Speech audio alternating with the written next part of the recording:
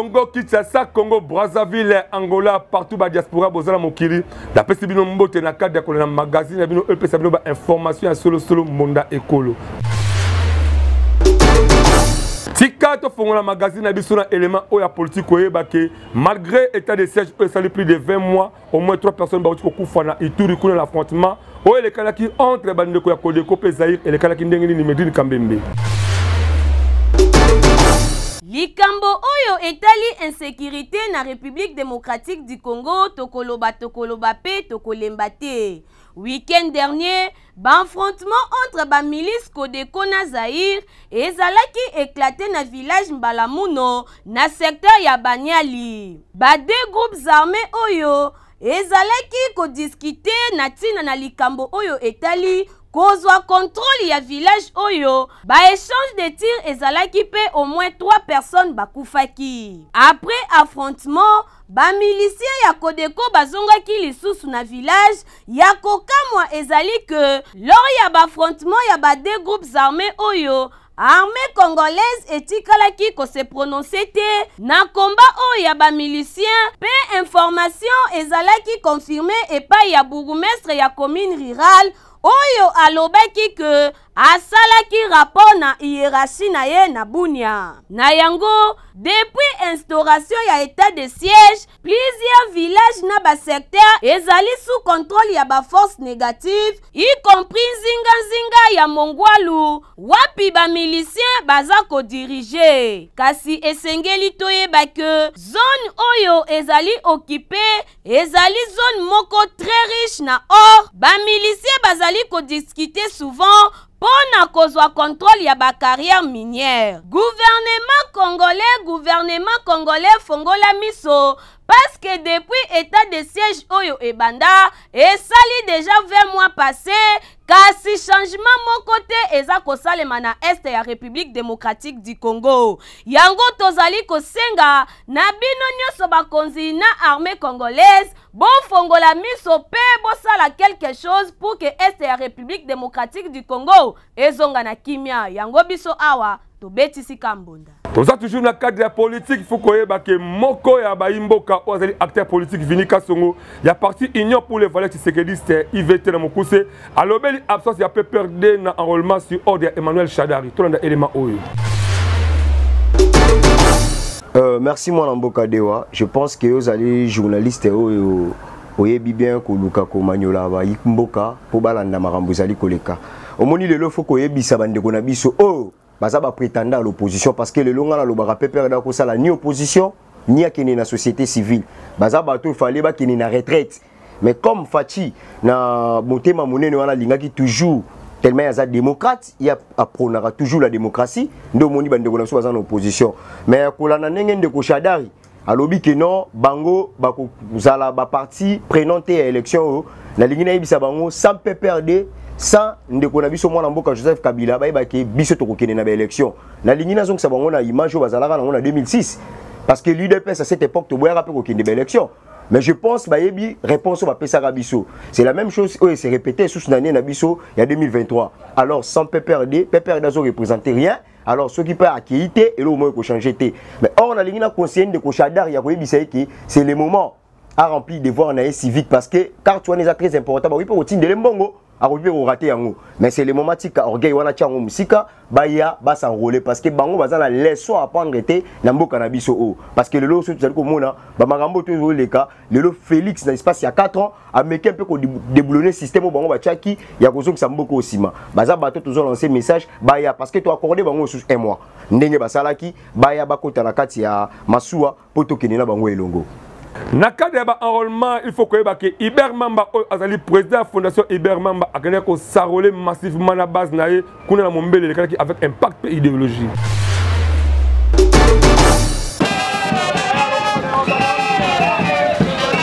Kaka mikolo oyo la sensibilisation pour la likambo oyo etali ke mwana na mwana azwa carte électeur naé ndeko ya Congo esengeli oyeba ke Iber Mamba oyo ezali fondation moko ya munene ekangamo amba bobimba surtout pe ville professeur Kinshasa parce que ezali international ekumba makana ye moko mwana mboka Iber Mamba depa elongona que le grand coordonnateur mwana mboka Cédric Mbumba oyo azali leader ya bana mombele pe le grand encadreur ya jeunesse ya mombele pe limete bobimba batambolaki na bandeko ya ndenge na ndenge kaka na kana sensibilisation avant que bakoma na centre électoral esika pesali bazwa kaka électeur na bango bino moko boza komona tala ndenge bazali ko sensibiliser population na ndenge bazali ko tambola kitoko nyonso na elengi surtout avec motema kitoko po bayebi ke bazali bavwe congolais de père et de mère esengeli basanrole po bazwa bakana électeur bango kitoko bakei inde bakomi na veliki kwiti kuna mombele pusala muke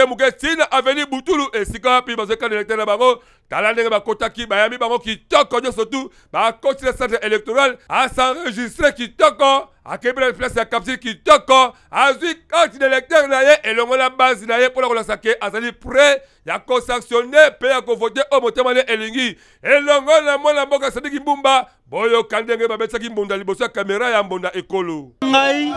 na équipe na nga mpo na remplir devoir na nga constitutionnel et civique kongo lelo na ye kosanrole awa na mombele na centre ya Don Bosco nazwi carte d'électeur na ngai oyo eza kopermettre nga nazala mpe na vote badirigeant mpo nazala mpe candidat donc lelo oyo to marqué vraiment dans la biso constitutionnelle yango nazosenga bana nyonso ya mombele bana nyonso ya mwamba baya kosanrole massivement muna mutu aza carte na ye mpona ke le 20 décembre oyo tovote badéputé oyo oyo bakolobela base na biso parce que toye koaccompagner oyo azali président national ya fondation Iber Mamba biso lokola toza pe na moamba biso bana ya mombele na ya ngaba na ya kisenso na ya limete na ya matete leo tolobi toya kotika président na biso ya koaccomplir devoir civique na ye pamba te tomoni mbilinga oyo eza koleka na kati ya mboka na biso précisément na kati ya district na biso ezosala bien te parce que kolongwa na biso na siège ya fondation kokoma awa toye mpenza na kokoso makasi nakanisi nzela bazoyebisa président bongisela biso makambu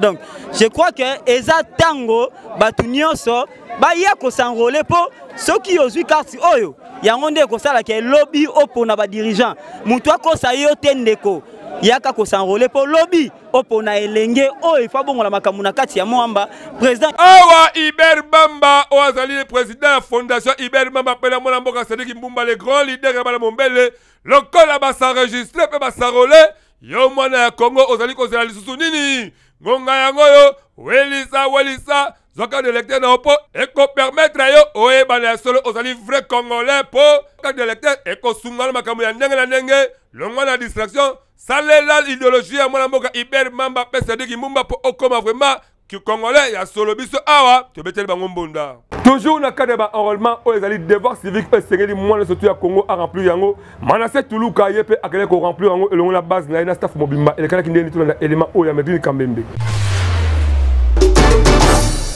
kaka ndenge toyebi mikolo oyo na République démocratique du Congo makambo oyo etali ba enrôlement depuis mwana mboka Denis Kadima oyo azali mokonzi seni alansaki boyeba ke ba vrai leader bakomi koyeba na neti awa bozali komona yenani mwanda mboka Manasseh Tuluka oyo azali jeune leader ya acteur pe ya développement mingi bayeba ye po ba actionnaires na kitoko akendaki konsarole azalaki ye moko te atambolaki elongo na base na ye oyo babengaka les amis de Manasseh Tuluka na mokuse Amatoul bango bakele kosarole mingi depa na cadre kosala sensibilisation po esengo na ye ezali alingi amona ke bana nyonso ya moamba basarole massivement parce que ezali devoir civique pe eko permettre bango baye bako sanctionner pe kopona oyo mitema na bango elingi en 2023 yango tango akomaki kuna na école Kimbangisa oyo ezaka mingi na commune ya Matete bayambaki kitoko avec impact na idéologie akotaki à s'enregistrer pe aleki na capture pe azuka d'électeur na donc ikoloba nini akomi mwana mboka ya Congo oyo akovote po apona motema na ndenge nini ekolinga yango na suka masolo lokola biso mbonda ekolo magazine ya solo baleka Yesu tozalaki wana po to baka vérité boyo kandenge nini abetisaki mbonda na kosenga na seni soki moi kozala ba meko bakisama mikolo pona constater c'était bien ba carte d'électeur c'est ça on les demande oyo les jeunes leaders manase tout ka sali na sini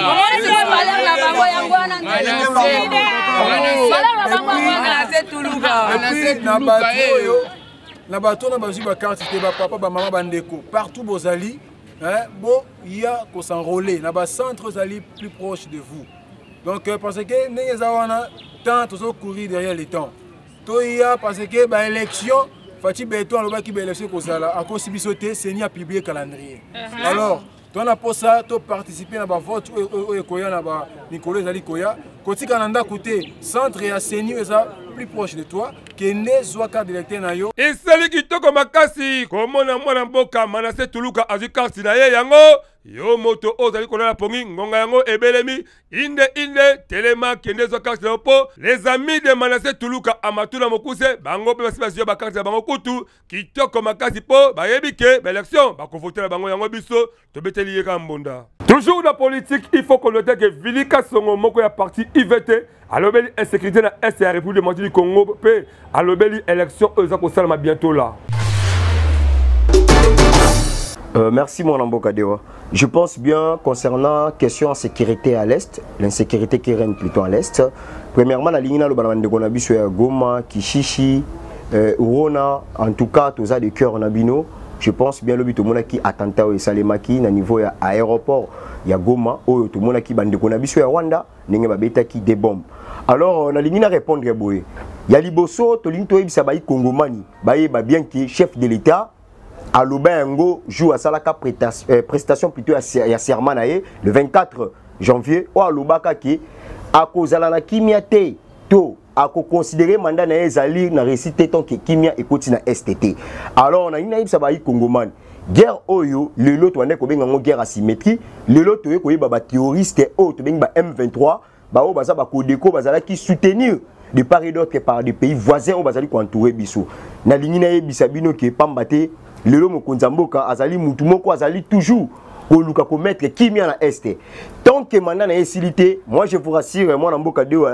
le journaliste que le président de la République a ko mettre fin na guerre wana. D'ailleurs on a signalé ba Kongomani que lelo photo pesa Félix Antoine Tshilombo, félicitations parce que lelo sur le plan économie à Rwanda Kagame azali déjà coincé parce que ba tebele ba ki que moi na mboka Félix a signé ki ba accord. Mais d'accord, voilà le ezala qui déjà radié, d'accord ezala qui stoppé. Yango to luto yebisa batuke, ba candidaté que élection ko sale maté, to ko soit raison té. To yebisi bango que 2023 est année électorale, to rappeler bango pe que Goma, Kishishi, Uruna, ba mboko nyonso ezali pembeni wana, ba ko s'enrôler pour élection ko sale ma parce que kimia kozonga Kagame comme azali ko luka guerre, aye bango ke biso tozali ko mema na guerre ya diplomatie, lelo oyo aza déjà la problème na ba pays o a signé qui ba contrat. Or, il y a Kanisaka au Sala Nabiso. Je félicite plutôt son excellence Antoine Tshilombo, Félix Tshisekedi. Pambate ayebi ko mettre déjà Kagame. L'histoire de voyage, l'ami qui est la poto et comment on Salma qui toque avec impact d'idéologie pour plus travel visa à côté de selon pour le professionnalisme, on n'a jamais déçu. Que nous fait sa raison.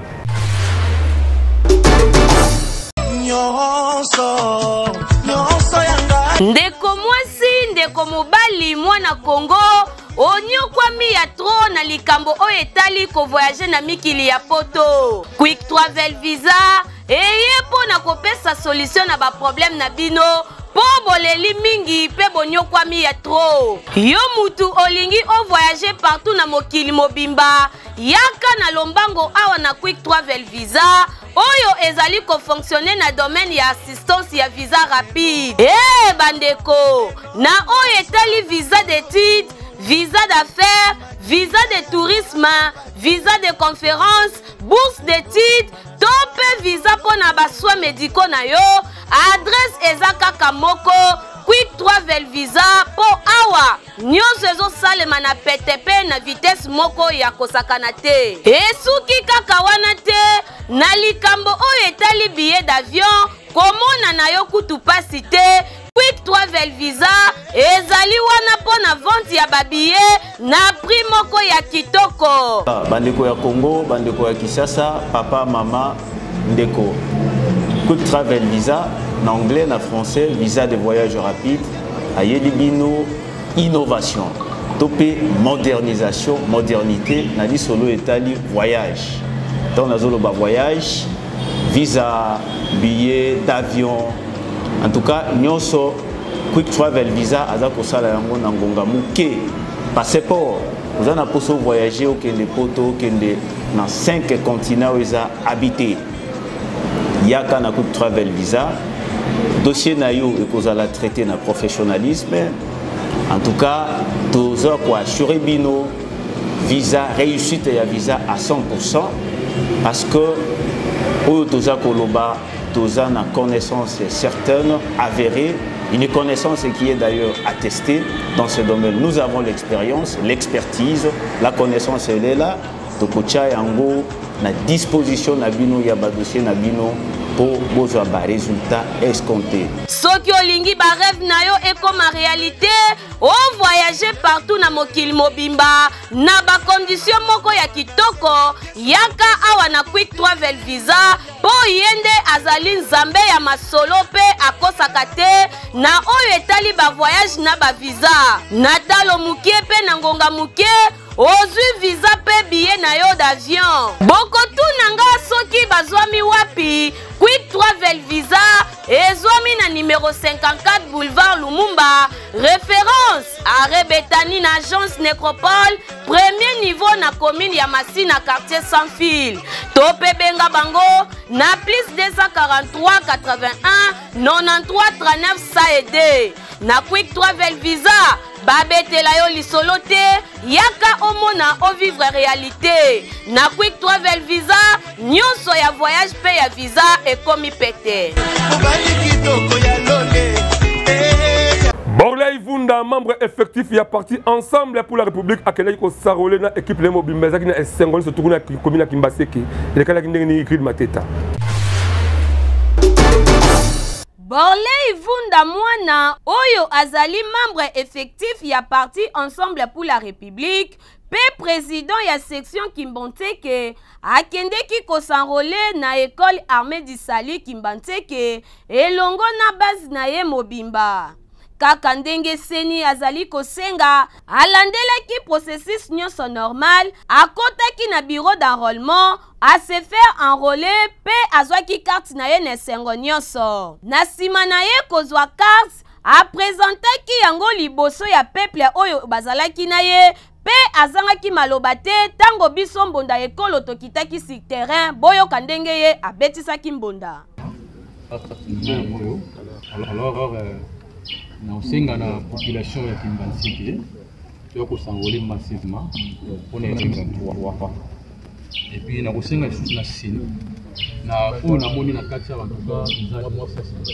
ameka ko prolonger ba jour peut permettre na yango to kosenga kaka na peuple congolais bokende ko s'enrôler massivement pona ko remplir oyo ezali devoir civique na bino pe parce que yango nde eko permettre bino bo voter mutu oyo bolingi na maponami ya 2023 yango biso awa tobeteli ekambonda. Na cadre toujours enrôlement, il faut que Marcelin Mangwanda, cadre parti politique biso peuple BP na mukuse yepe akele ko sarole avec un pacte d'idéologie na base na ye. Le kala kindengeni ni Medini Kambembe.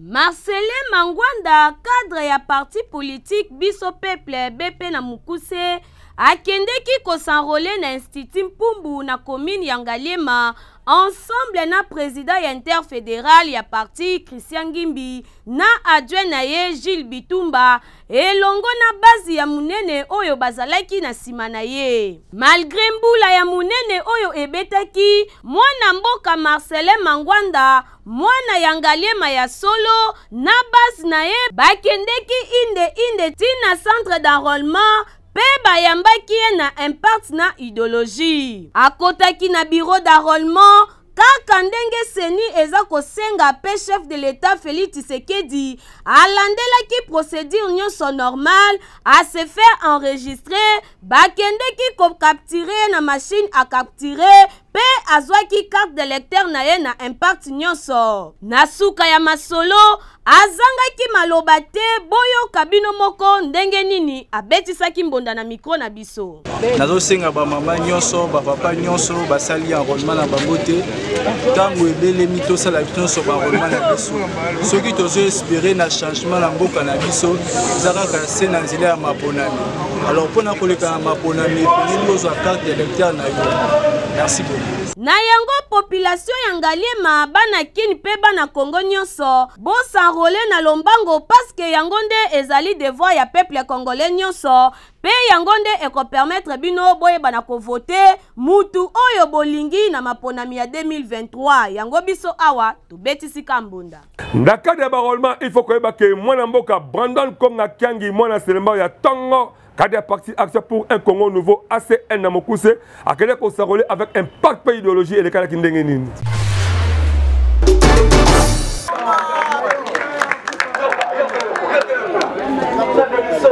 asalaki enrôlement na ye kitoko avec impact na idéologie kaka pona ko remplir ba devoir civique ndenge kaka République démocratique du Congo ezali ko senga tunanga ye nani mwana moka Brandon Konga Nyangi oyo azali mwana selemba oya Tongo bayeba ye pote azalaka garçon moko social pe bolingo etonda ye meke kutu aza cadre munene na kati ya parti ACN topé action pour le Congo nouveau puna bayebi ye po musane salama kitoko yango asangisaki base na ye inde na cadre de sensibilisation batambolaki pona koyebisa batu ke enrôlement ezali chose moko importante esengeli Congolais tout akende ko s'enrôler yango yepe akendaki ko s'enrôler na base na elongo bakomi na centre ya Seni bakoti bayambi bango kitoko talaka ndenge azali ko remplir ba devoir surtout ya Seni ba enregistrer ye akei pe ko se capturer le col congolais surtout na motema moko putu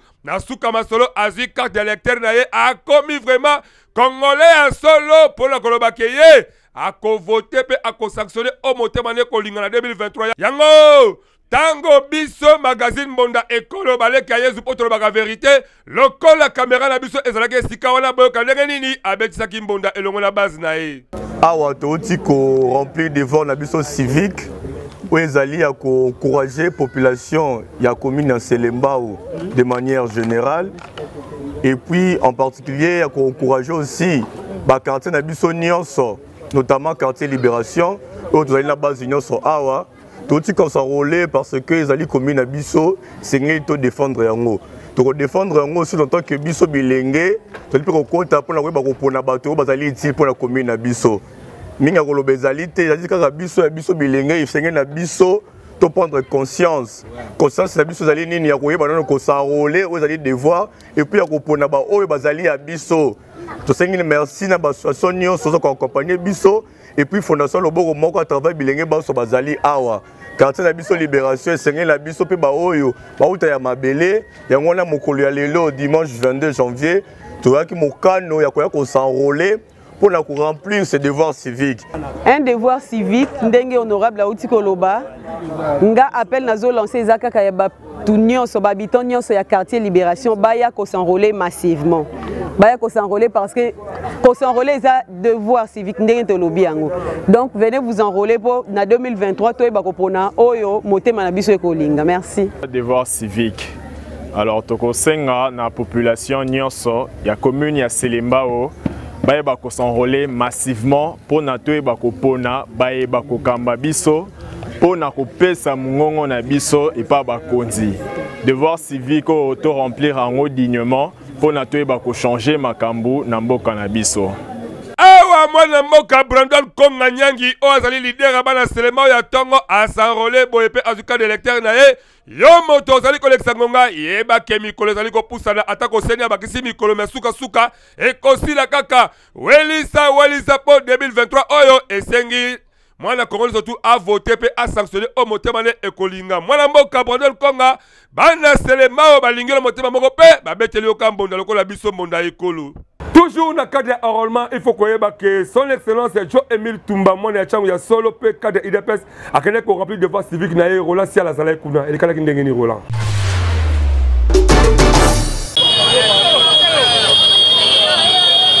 Yewana, le bulldozer de la Tchangou, Joe Emile Tumba, cadre de l'UDPS, paix le plus aimé à district ya Tchangou, a Kenaki avec impact et idéologie pour remplir devoirs civiques naïe, na cadre ya enrôlement. Pour la échéance électorale, ils allaient pointer dans l'horizon 2023. Kasi population a tikalaki na simate, bangona sima loboko na centre d'enrôlement ya Seni na Petro Congo na Masina Bisika azwaki carte pe a lancaki message moko vibrant na population ya ko s'enrôler massivement na mikolo etikali Tolanda. On devait se rencontrer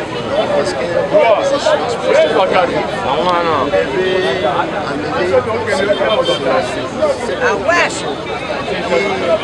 ne crois pas qu'il y aura les élections d'ici à la fin de 2023.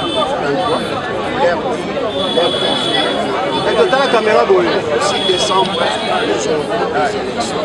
Et c'est pour aussi apporter notre soutien. Nous qui sommes les présidents et les membres des ONG, apporter notre soutien à essayer d'organiser et pousser la population à s'enrôler massivement. Le bulldozer de l'UDPS, Joe Emile Tumba, toujours très fort. Mobilisation ezalaki à Kosakanate pour population à la Kisaki confiance ba pesinaye. Yango biso magazine Bonda Ekolo tellement toko sakate to betelie mbonda. Na page noire, il faut que Jacob Bombanzete Mbila Ozali président à base Kingabo akufeli nièce nae tolanda ba programme surtout na kati ya magazine Abiso. Communiqué nécrologique. Jacob Mwamba Nzete Yambila, président ya base Kingabwa, azali ko informer na bandeko nyonso ba mi pe connaissance na ye, liwa ya Nathalie Mujinga oyo azali nièce na ye, programme ezali boye. Veillée mortuaire ekozala na résidence familiale oyo ezali na commune ya Matete, na quartier Pululu 1-2 référence Hôtel Signature ou ABC. Vendredi 27 janvier 2023, à partir de 9h, et kozala levé du corps, na morgue ya hôpital général de référence ex-mama Yemo. Pe enterrement et kosalema na cimetière ya Selebambu na commune ya Ntsele. Yango mutu nyonso oyo ayebi Jacob Mwamba Nzete Yambila, aye bana ko contacter ye pe ko assister ye soit benga ye soki ozana numéro na ye e ko sala ye kitoko makasi. J'ai ici Jemba Koko Tiri mokoza caricature okayi caricature Kongo mobimba pesa so lisolo toyeba lelo lisolo togolanda. Likamo oyo etali kilimbo peto na ville province à Kinshasa tokoma koloba pe toza toujours continuer koloba parce que tokoma komona ba ONG ezo ba responsabilité ya kokoma ka ba boulevard au lieu que ba rétrocession ekitelaka ba bourgmestre pour basala ka misala ba travailler en collaboration avec ba chef du quartier pe ba chef de riz mais mingi tokoma komona ka ba konzi ville province à Kinshasa le ba ministre ba député bangonde ba créer ba ONG bango et comment ko ba mbongo po et ça ka musala ko sala kili bopeto ville province à Kinshasa mais misala ngo pe mingi ezali kaka na ba boulevard yango honorable tobengaka honorable apoye a postulé ba mandat ndenge na ndenge azwate mais atikala kaka na ye ko sala ba constat ndenge nini mboka Congo ezali kotambwisama ya lelo abeti lisolo nini honorable toujours na ba ronde mais amoni nini mais pas normal ça moto ya ONG mais azoboka basalite na caniveau. Eh papa batieli biso ba poubelle te nasala nini nakobwaka kaka awa ONG ya célébrité kili bopeto ezali maboko na bino bongisa musala idéologie ekende liboso yango wana tolobaka misala misusu eboyi kopesa ba ONG oyo bazosala misala malonga po mingi ya ba ONG bimena na ville province ya Kinshasa ekoma nango kaka lokoso ya mbongo